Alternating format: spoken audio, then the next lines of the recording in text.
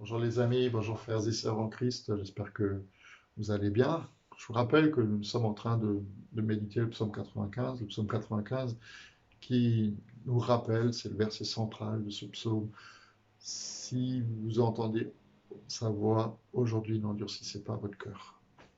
Et j'ai bien partagé avec vous aussi cette traduction qui est peut-être une nouvelle traduction un peu plus littérale de l'hébreu, et pour moi qui ouvre des portes aussi de réflexion et puis aussi de prière.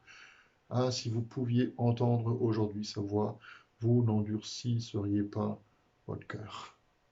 C'est notre perspective.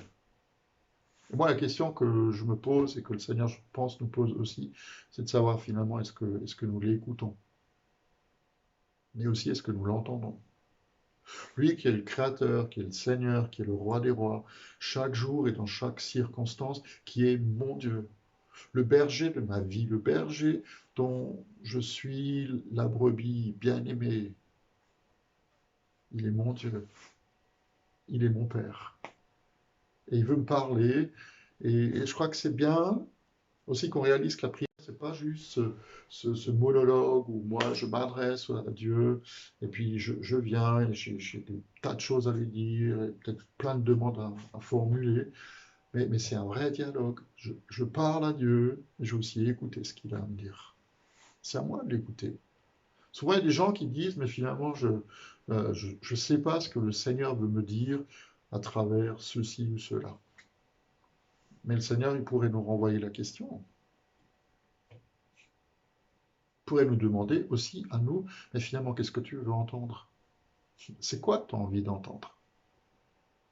Et souvent, évidemment, vous le savez comme moi, souvent, c'est ce qu'on attend, c'est une parole de réconfort, c'est une parole de consolation, c'est le besoin d'être rassuré ou alors d'être encouragé, mais rarement, alors qu'au fond de nous, on sait qu'on en a besoin, mais rarement on a envie d'être corrigé. Quand je dis corrigé, c'est vraiment dans le bon sens du mot. Au lieu de se demander pourquoi telle et telle chose m'arrive, la question pourrait alors, à ce moment-là, si on prête l'oreille, si on écoute ce qu'il a à nous dire, elle pourrait se transformer en comment est-ce que le Seigneur va me permettre de faire face à telle ou telle chose. Comprenez la différence? Au lieu de dire pourquoi ça m'arrive, de poser la question et de se dire comment est-ce que le Seigneur va me permettre de sortir de là. Ça change la perspective aussi de notre prière, mais aussi de la relation que nous entretenons avec Dieu. Et c'est là qu'il nous attend. Si moi je viens devant lui en lui disant, Papa, comment tu vas faire pour que je sorte de là? Ben, son cœur il se réjouit parce qu'il a envie de me parler. Il va me le montrer. C'est là qu'il m'attend. Vous savez, il y a un mot dans ce verset central du psaume 95 qui est vraiment important. C'est le mot aujourd'hui. Parce qu'on n'a qu'une journée à vivre. Je ne sais pas si on le remarque, on le vit aussi dans cette période troublée, mais c'est vrai. On n'a qu'un jour à vivre et c'est aujourd'hui. Et que ce soit dans la difficulté ou dans le succès, c'est vrai. Vous n'avez jamais remarqué que quand tout marche sur des roulettes et que tout va bien, que le soleil brille, que, que, que tout roule, on est heureux, on n'a aucune difficulté, ben on est tenté ou bien de s'attribuer à soi-même la réussite, ou alors d'oublier Dieu. On manque de reconnaissance. Et alors, tout d'un coup, c'est bizarre, mais c'est quand même comme ça. Quand tout d'un coup, il y a un problème, un grain de sable qui vient, et qui nous embête, qui nous enquiquine, qui nous empêche d'être heureux, ou une maladie qui se présente, ou un virus qui se pointe à l'horizon, mais qui touche le monde entier, tout d'un coup, il y a des gens qui se mettent à blâmer Dieu. Pense à lui, jamais, mais quand le problème arrive, il est où ton Dieu? Et alors ils se demandent pourquoi. Mais c'est chaque jour, chaque instant, c'est aujourd'hui qui m'attend, c'est aujourd'hui qui nous attend, qui veut nous parler. C'est aujourd'hui, c'est pas hier. Hier, c'est passé. Hier, c'est terminé. Hier, c'est enterré, mort et enterré. Je dis souvent, le passé, de hier, avec tout ce qu'il est, avec les regrets, avec les choses qu'on a fait de travers ou qu'on a subies, bah, c'est accroché à la croix. C'est porté, c'est mort et enterré avec Jésus sur la croix. Et demain, bah demain c'est demain. Personne d'entre nous ne sait de quoi demain sera fait. Quelqu'un a dit un jour, je vais peut-être être obligé de le répéter plusieurs fois, mais quand même, c'est intéressant. Quelqu'un a dit un jour, chaque jour de retard pour chercher Dieu nous donne un jour supplémentaire pour demander pardon ou pour regretter quelque chose. Et c'est aussi un jour de réjouissance en moi. Alors je peux répéter, hein, si, c'est pas pour faire passer le temps, mais je peux répéter, pour que vous puissiez bien enregistrer la chose. Chaque jour de retard pour chercher Dieu nous donne un jour supplémentaire pour demander pardon ou pour regretter. Mais c'est aussi un jour de réjouissance en moi.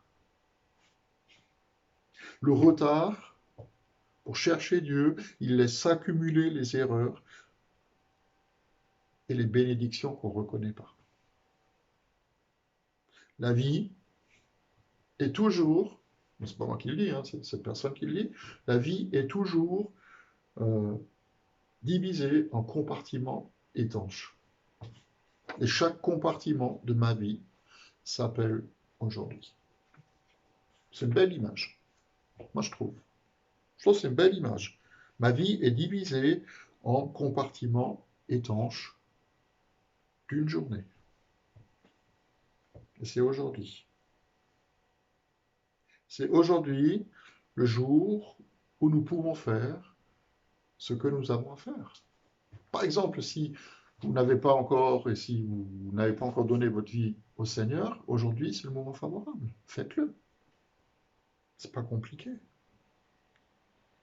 Si nous aspirons à une vie remplie du Saint-Esprit, qui vient nous enseigner, nous consoler, nous pousser, nous rappeler ce que Jésus a enseigné, nous donner la victoire même dans l'épreuve, parce que moi j'en suis persuadé, commençons aujourd'hui à l'accueillir. Pour l'accueillir, c'est pas compliqué. Levez juste les mains, dites Saint-Esprit, viens. Viens dans mon cœur, viens dans ma vie, je t'accueille. Je veux ressentir ta présence parce que tu veux glorifier le Père en moi, tu veux glorifier Jésus aussi au travers de moi. Viens, Esprit de Dieu. Aujourd'hui, si nous nous accrochons aux problèmes en essayant de les résoudre par nous-mêmes, aujourd'hui, c'est le bon moment de laisser tomber. C'est le bon moment pour démissionner et de donner les rênes de ma vie, de notre vie, au Seigneur. De lui dire, ok, moi je ne vais plus m'en occuper, je te remets ces choses. Et je pourrais multiplier la liste. C'est des situations qu'on rencontre par rapport à ce qu'on vit aujourd'hui, par rapport aux relations avec les autres, par rapport à notre propre existence, par rapport à la morosité ambiante, par rapport aussi à la monotonie de ma vie. Moi, j'aime ce que Paul écrit aux Corinthiens dans sa deuxième lettre. J'aime tellement ça. Il dit, si quelqu'un est en Christ, 2 Corinthiens 5, verset 17, si quelqu'un est en Christ, il est une nouvelle création. Nous sommes devenus des nouvelles créatures. Les choses anciennes sont passées. C'est mort et enterré. Tu peux faire ce que tu veux. Tu ne changeras rien à ton passé, si ce n'est de le remettre entre les mains du Seigneur. Euh, il est une nouvelle créature. Tu es une nouvelle création. Les choses anciennes sont passées. Voici, toutes choses sont devenues nouvelles. Et Paul, il continue après. Il va parler de... Vous pouvez lire ce texte chez vous, enfin, tout à l'heure, si vous avez envie. Euh, il continue en parlant euh, la réconciliation, que tout ça, ça vient de Dieu, qui nous a réconciliés avec Jésus, et qui veut qu'on soit aussi des ambassadeurs pour lui. Et puis au début du chapitre 6, il dit la chose suivante, nous vous encourageons vivement, frères et sœurs, à ne pas accueillir la grâce de Dieu sans résultat. En effet, il dit, au moment favorable, je t'ai exaucé, le jour du salut, je t'ai secouru. Et ça, c'est la conclusion de Paul, et c'est une invitation aussi pour nous. Voici maintenant le moment favorable. Voici maintenant le jour du salut. Le jour du salut, c'est aujourd'hui. Le jour de la libération, c'est aujourd'hui. Le jour du pardon, c'est aujourd'hui. Le jour de ta guérison, ça peut être aujourd'hui. Le jour de ta résurrection, parce que tu reçois une vie nouvelle, bah, c'est aujourd'hui. Prends-le, n'endurcis pas ton cœur, mais laisse le Seigneur venir et agir dans ta vie. Bonne journée, fin de journée à vous. Je te donne rendez-vous demain matin à 10 heures, comme demain c'est dimanche. Nous aurons l'occasion de célébrer le culte ensemble avec Astrid, et puis on se réjouit de pouvoir vous accueillir de nouveau dans notre salon, partager le repas du Seigneur aussi, préparer le pain, la coupe, préparer surtout vos cœurs à accueillir sa parole. Bonne fin de journée à vous et à demain.